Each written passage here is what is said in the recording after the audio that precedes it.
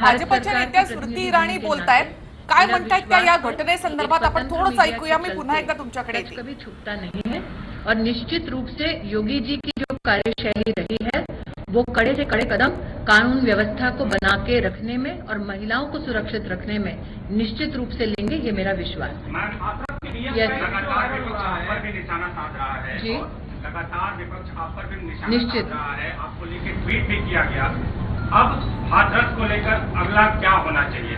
देखिए, कल कांग्रेस पार्टी ने मेरे ऊपर एक विशेष टिप्पणी और ट्वीट किया कि संयुक्त राष्ट्र में मुझे अपने देश के खिलाफ बयान देना चाहिए था।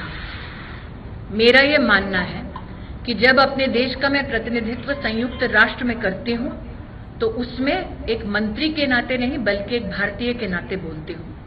कांग्रेस की ये दरकार है कि मैं राष्ट्र के खिलाफ संयुक्त राष्ट्र में बयान दूं, लेकिन मेरे लिए ऐसी कल्पना भी राष्ट्रद्रोह से कम नहीं। जहां तक विपक्ष का मुझ पर बार बार निशाना साधना है, ये विपक्ष की अपनी जिम्मेदारी है, अपनी मर्यादा है। और जब अमेठी में मैंने कूच की थी तभी मुझे पता था कि जीवन भर मैं उनके निशाने पे रहूंगी, मुझे कोई आपत्ति नहीं है। हाथरस को लेकर आगे क्या?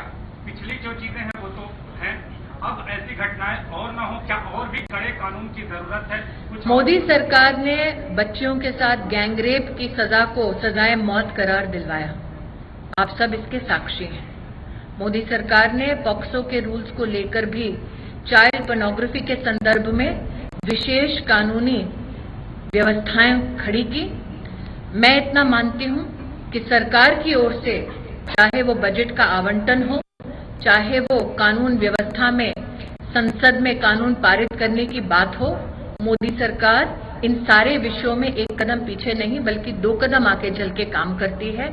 मेरा ये विश्वास है कि एक स्वतंत्र देश में संविधान की मर्यादा में हम सब अपने दायित्वों का निर्वाह करके महिला हो, बच्ची हो या बच्चा हो, उनकी सुरक्षा को सुनिश्चित करने के लिए हमेशा प्रयत्नशील रहेंगे।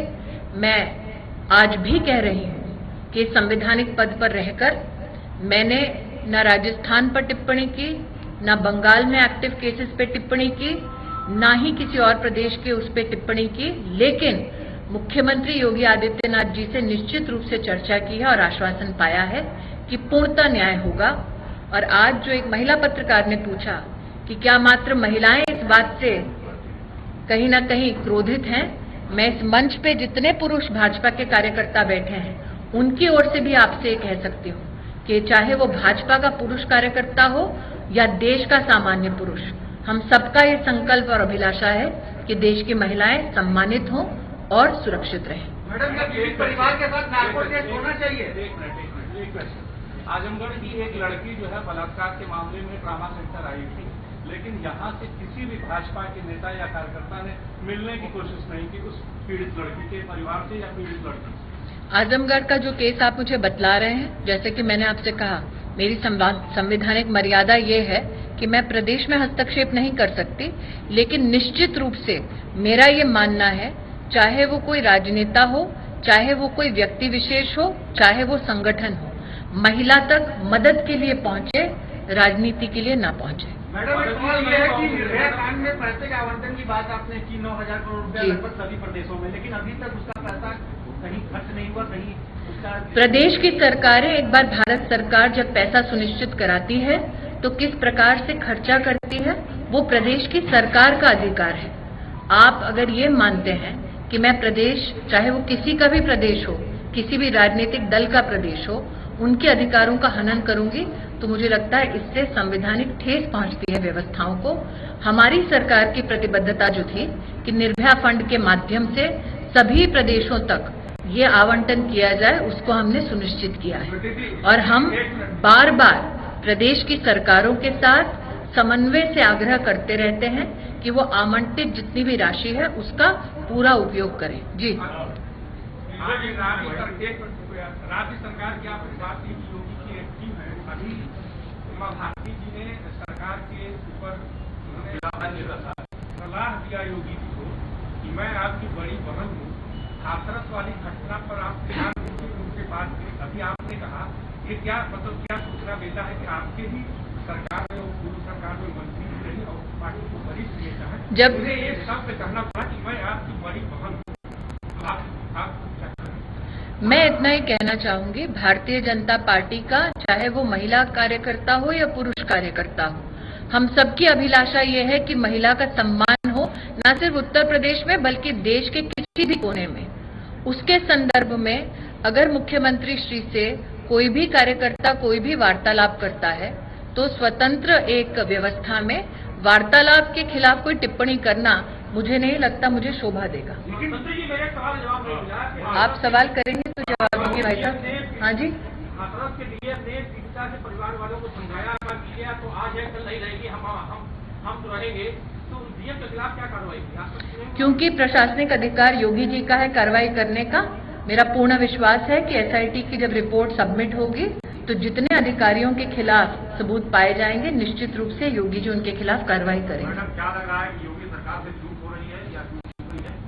मुझे ऐसा इसलिए मैं आपके इस सवाल का जवाब इस प्रकार से दे रही हूं ताकि आप जिस सुर्खी की खोज में हैं वो सुर्खी मैं आपको ना दूं।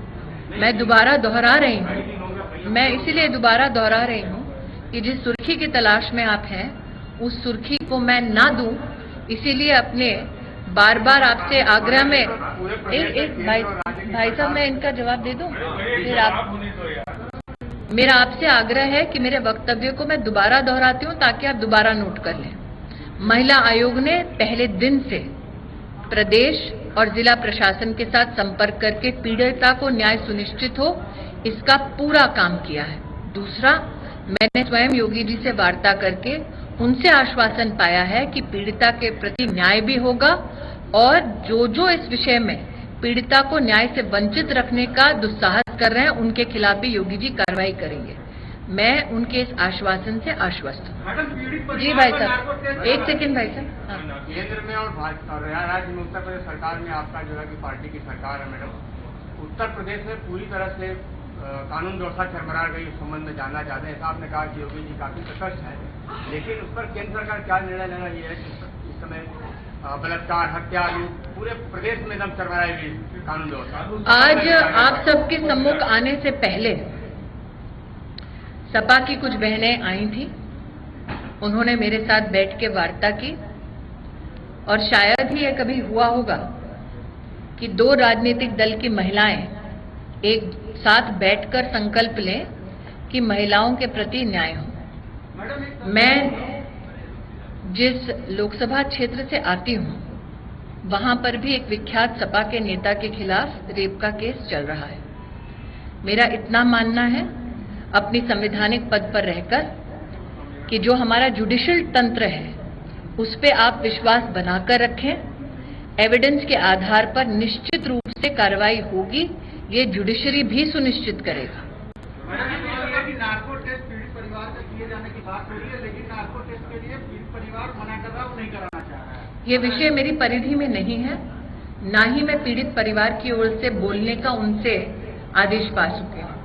तो जब मुझे अधिकृत रूप से पीड़ित परिवार ने उनकी तरफ से कुछ बोलने का कहीं भी कोई कागज दिया नहीं है, तो पीड़ित परिवार से की ओर से बोलने के लिए आप मुझे ना कहें, उनका अधिकार है, वो अपनी ओर से जो भी वक्तव्य देना चाहे वो दे सकते हैं।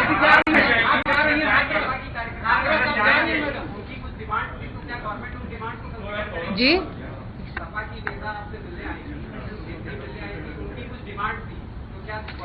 उन्होंने मुझसे जो चर्चा की जिसको आज मैं यहाँ पर बता सकती हूँ, उनकी चर्चाओं में दो विषय आए। एक कि हर महिला का सम्मान हो जिसमें कोई दो राय नहीं है।